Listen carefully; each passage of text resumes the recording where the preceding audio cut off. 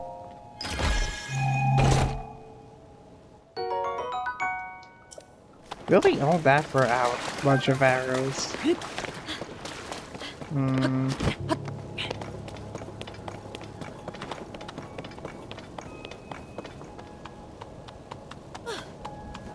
Oh, you have to go.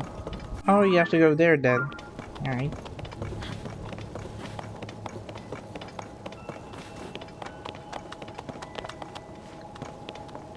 Alright. Throw me! No, no, no. What the heck? Try again.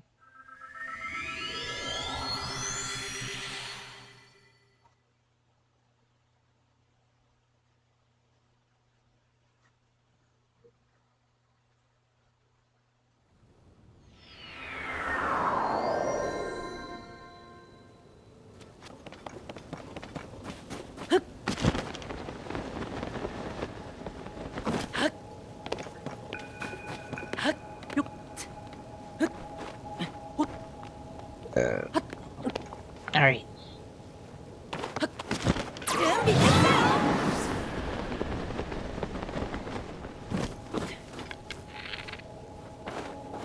Alright, time to hit the soldier construct.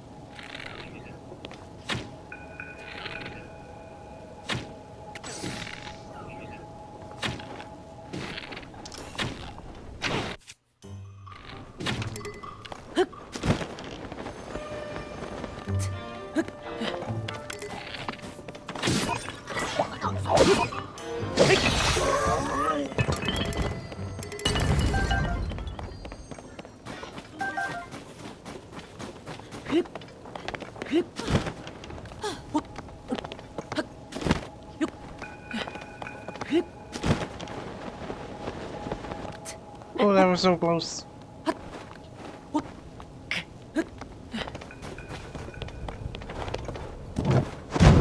Whoa! Oh, wow.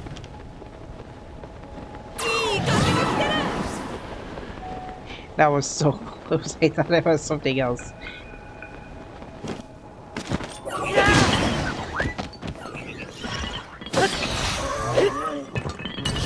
First destroyer on the planet.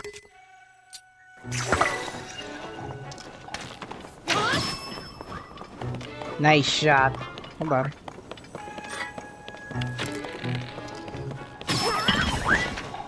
You missed!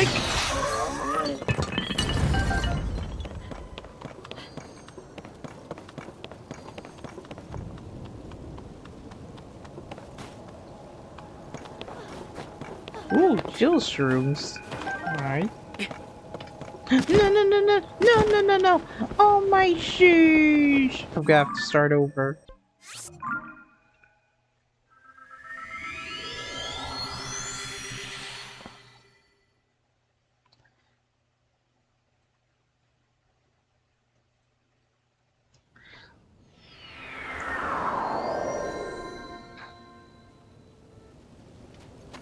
I wanted to go to the temple on stream, but I'm not sure if this will work.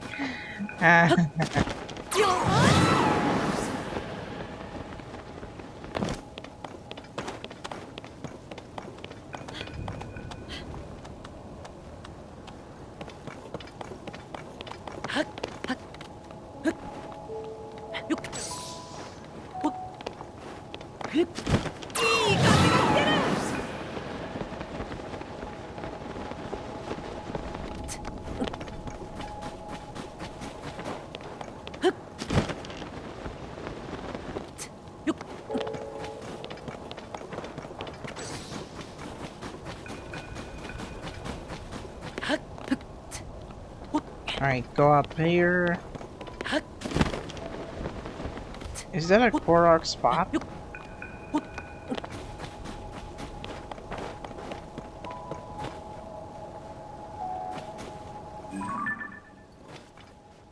This looks like a Korok spot.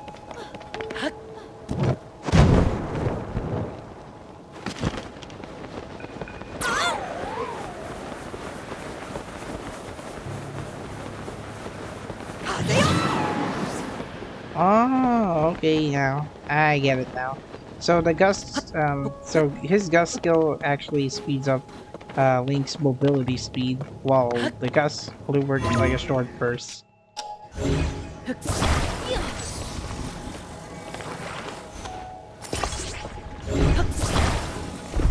Don't you dare!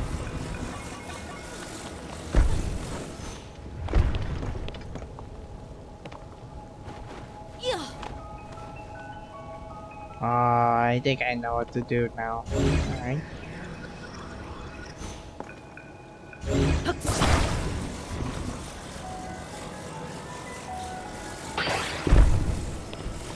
Alright. From here, I think I have to stack up 2 building blocks so that Link will be able to use his ascend ability.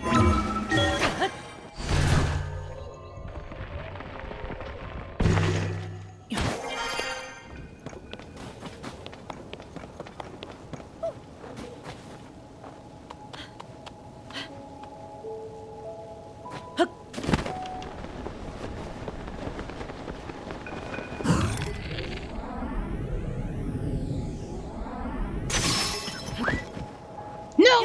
No, no, no, no!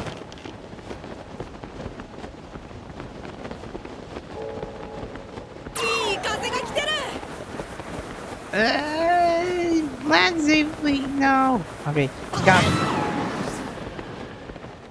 it. Really, I went to that Korok spot.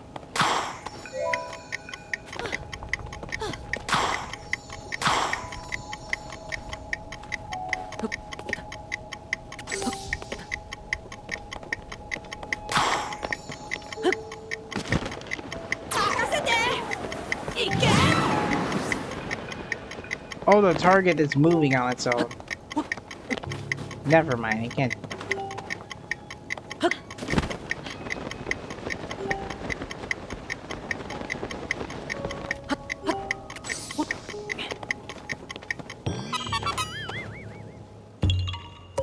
I went through detours. Don't recite around this island, buddy. You're gonna get gold.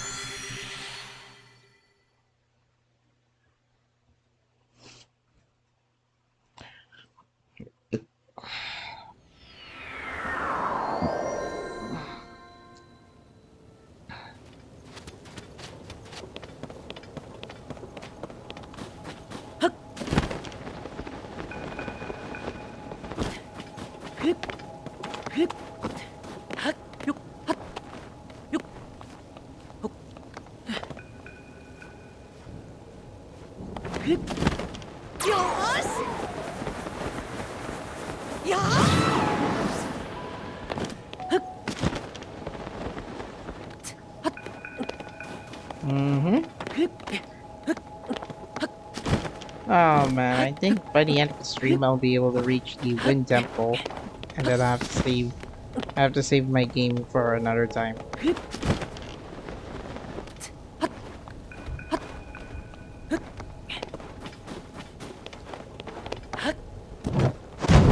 Boing. Let's go!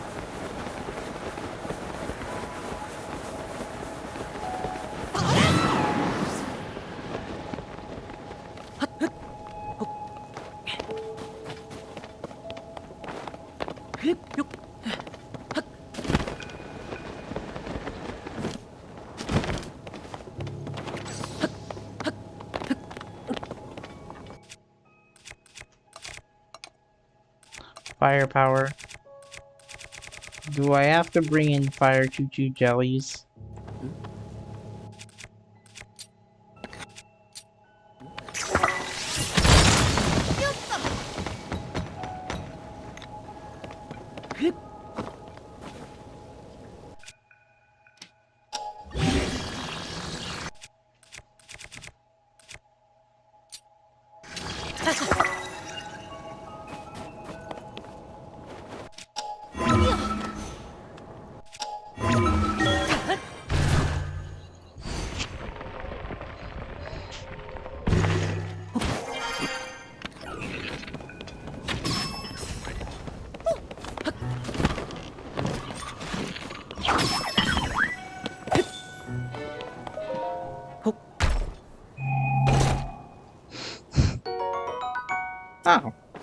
Thanks for the pot.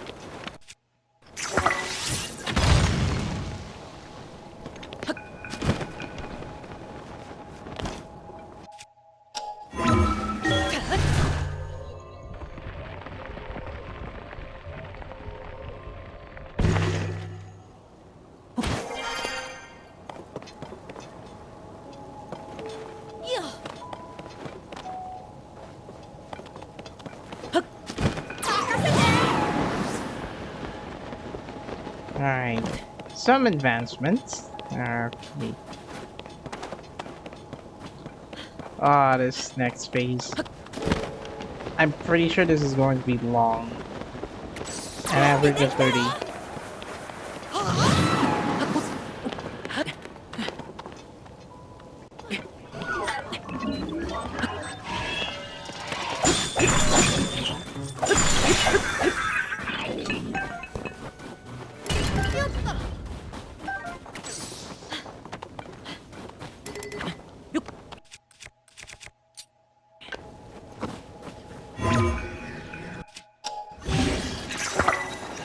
Haha, flame emitter spear, durability up.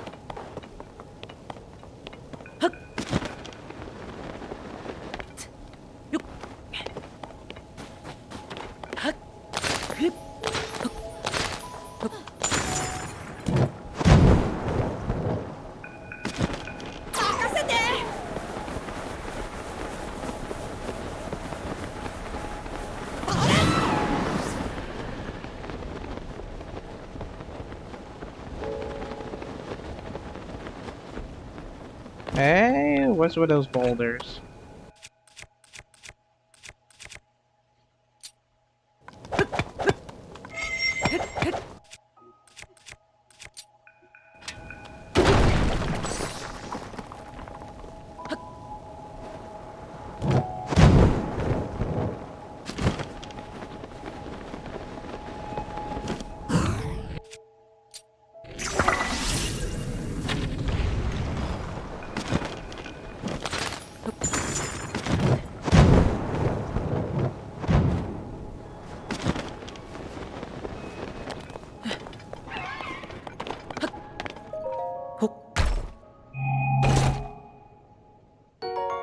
Ten arrows.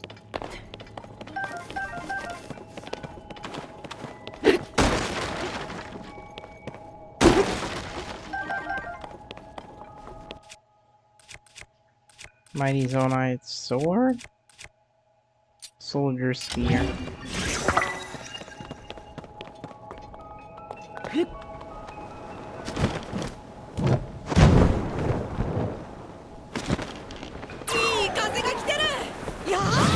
Whee! Pretty chill in the mountains, like literally chilly. And then here goes Link and Link and Tulin trying to get to the Wind Temple.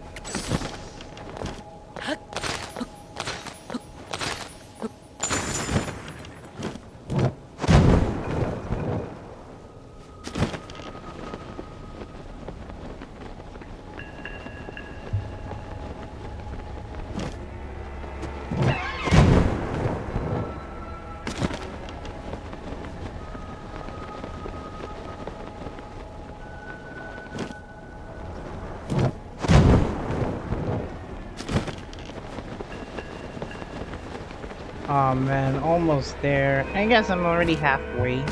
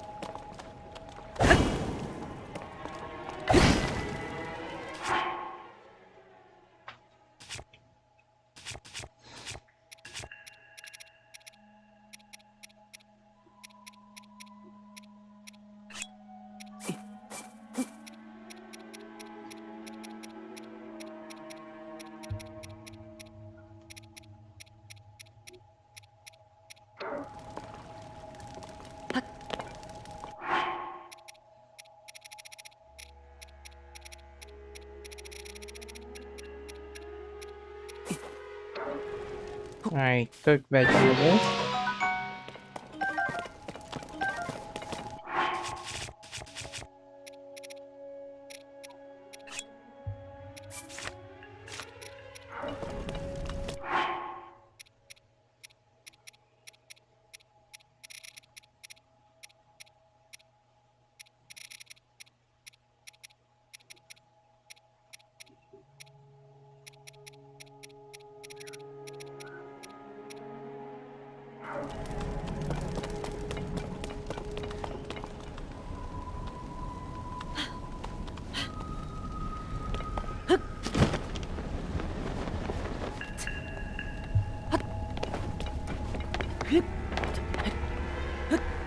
Man, the experience is more intense than Breath of the Wild because now you're faced with flying to the sky.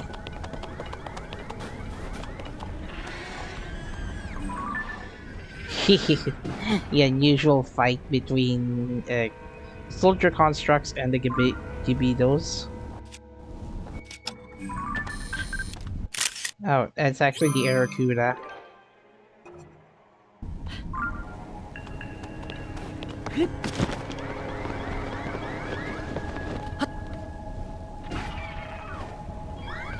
Well, mission failed.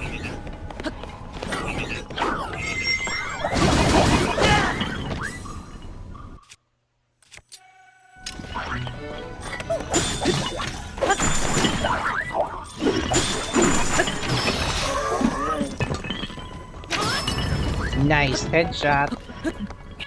And let's see. Reaper.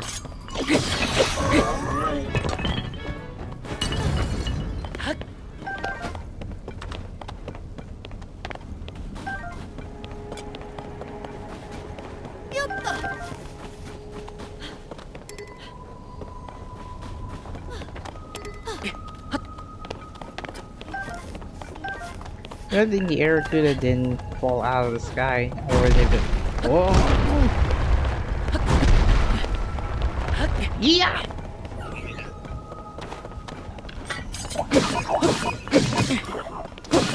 Yeah, bye.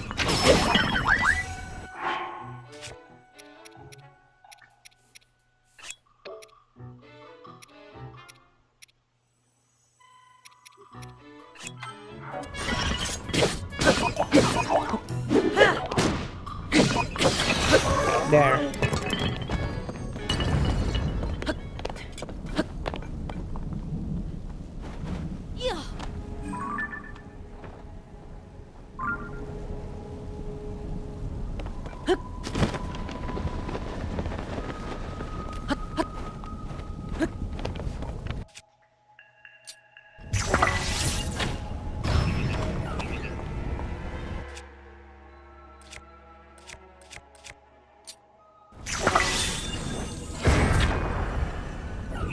Dang it!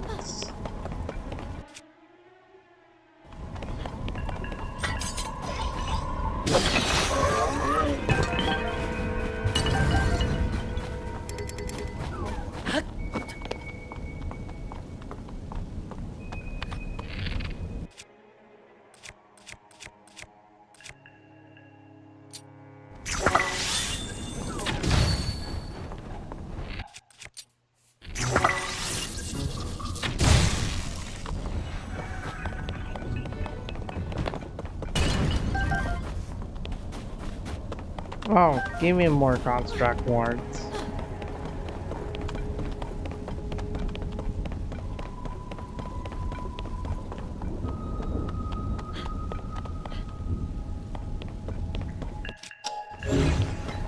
Alright, let's see. Piece of construction. This flame emitter.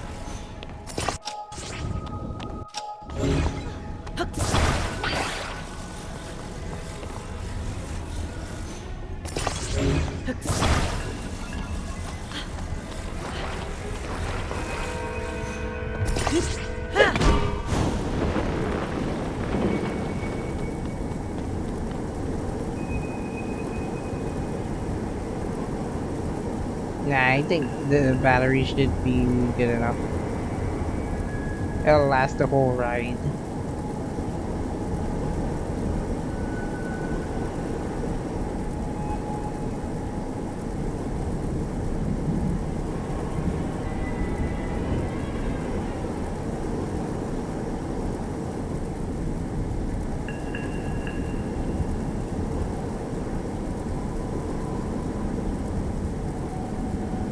Almost there.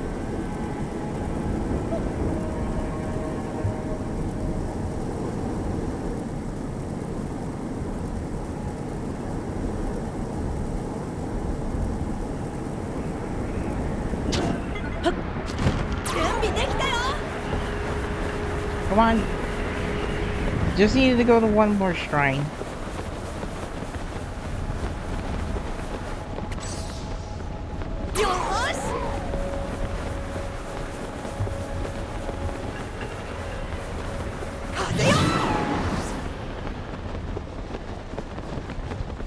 Ah, no! Oh my god. Yeah, but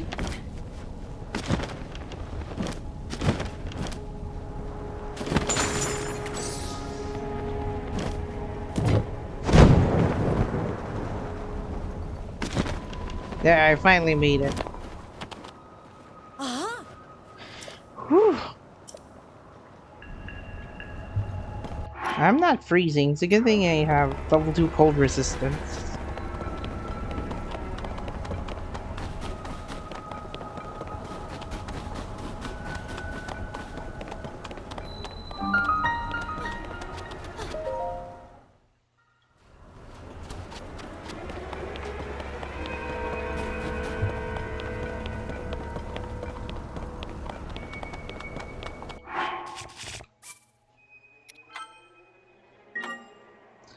Wow, it's just me scaling up to the mountain. Alright.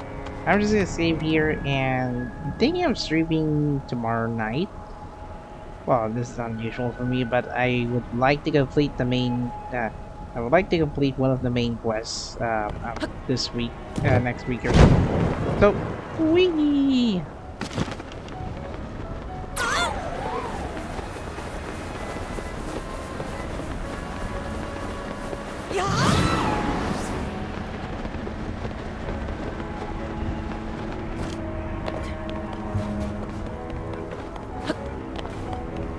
Oh, this is going to be so strong.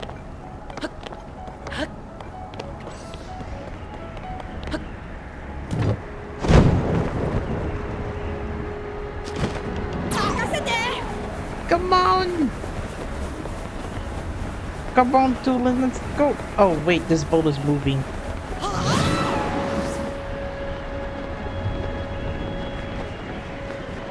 No way, this boat is moving. That's why. No, I just wanna make an attack.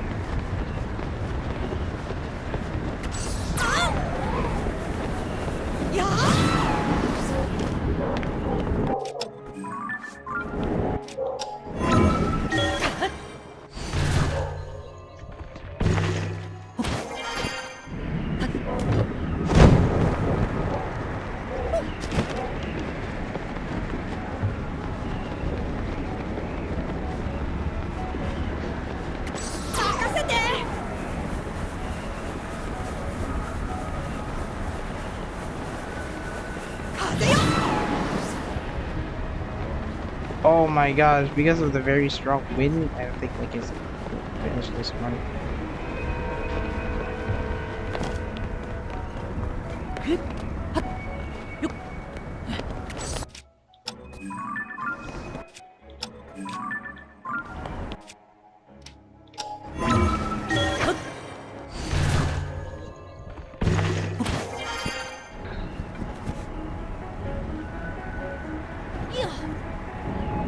Alright, I'm gonna have to imagine boats move, but where could the next part be? Ah, there you go.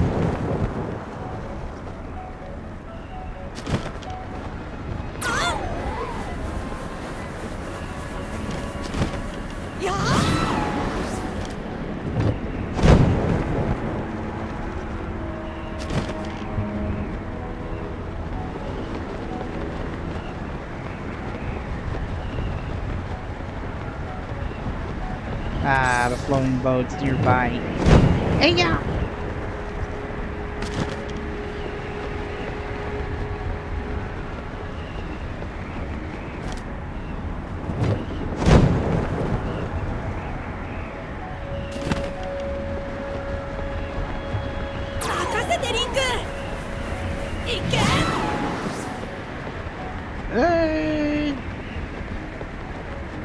Maybe jump one more boat.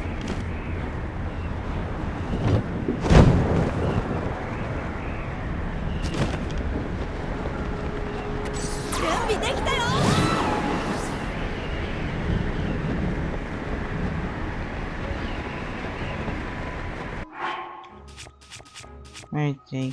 Alright. Almost there. Yes.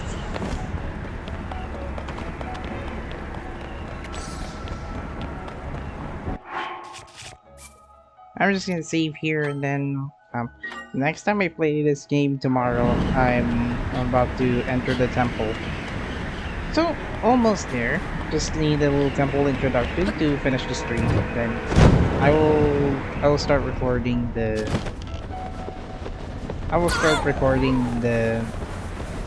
wind temple run.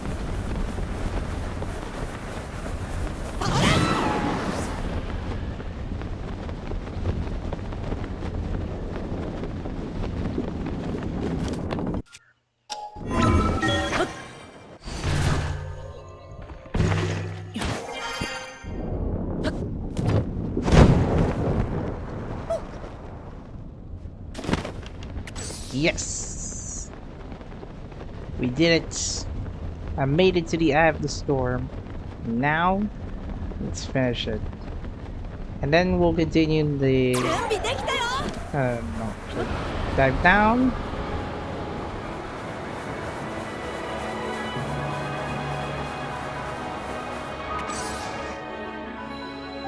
Wind Temple, the legendary Storm Wind Arc.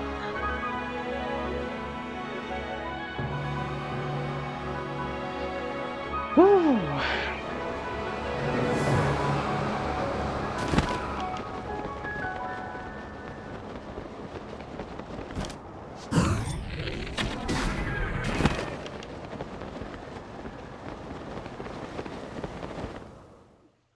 Huh?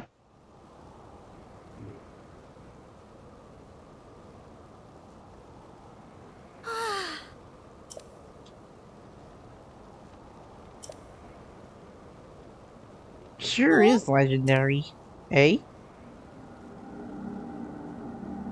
Ain't no way this is Zelda.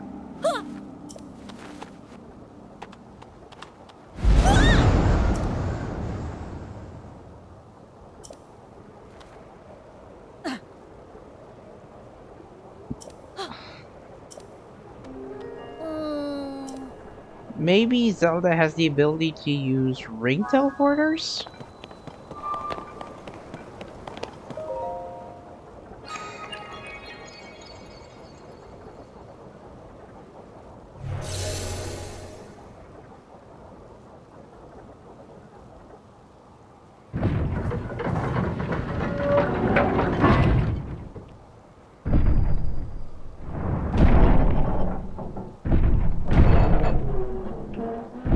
I see now. So we have to unlock the 4 gears that was supposed to like stop the storm.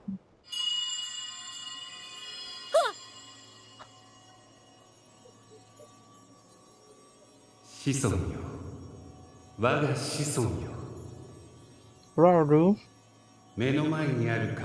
There's still 5 blocks securing the hatch on the deck.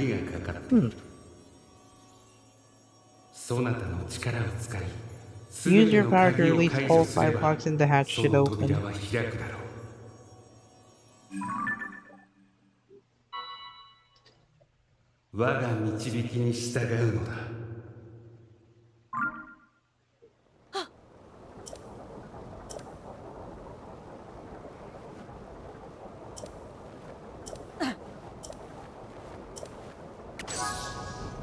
Alright, let's do it. Next stream. At least I got the teleporter open, so I'll be able to do some side quests while I'm doing it. So, yep. I'm gonna have to close the stream and go to sleep because I got something to do tomorrow morning. So, yep. Alright, Dylan, let's meet up next let's meet up on Monday night and then we'll be able to continue where we left off. Alright, goodbye. See you soon. New schedule will be posted on my Discord server, YouTube, and Twitter account, so see you guys there. Time for me to go to sleep.